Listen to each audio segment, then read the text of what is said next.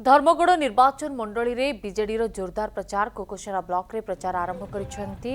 BJD सांसद प्रार्थी लंबोधर नियाळ और विधायक प्रार्थी पुष्पेंद्र सिंह देव कोकोसरा टेमुरा पंचायत कुर्लागुड़ा हंसपड़ा नुआपड़ा सिरलीगुड़ा आदि गाँव में प्रचार करिसेंती तेबे कोकोसरा बजार पड़िया रे एक समावेश रे मध्य शामिल होइतिले समावेश रे कांग्रेस और बीजेपी रो शताधिक कर्मी बीजेडी रे शामिल होइतिले।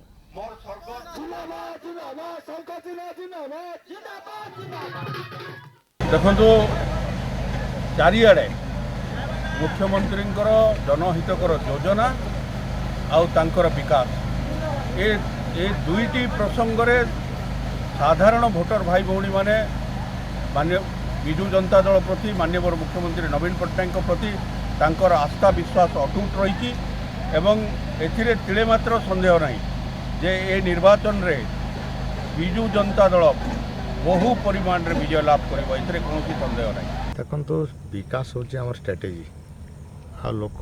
जानि सारी चंती एथर षष्ठ थर पई ओडिसा मुख्यमंत्री नवीन पट्टनायक हेबे आ एथर मनस्थ करिसंती एमपी रे मध्य विजु जनता दल प्रार्थी को भोट देबे। गत थर जो अन्य दलर बीजेपी दलर जो सांसद थे एरिया किसी करना आसी ना जनसंपर्क तांकर नाही लोक तेणुक सब जगार प्रश्न करुछन। एथर आम डबल शंख बजेबू 7+1 कलाहांडी लोकसभा हे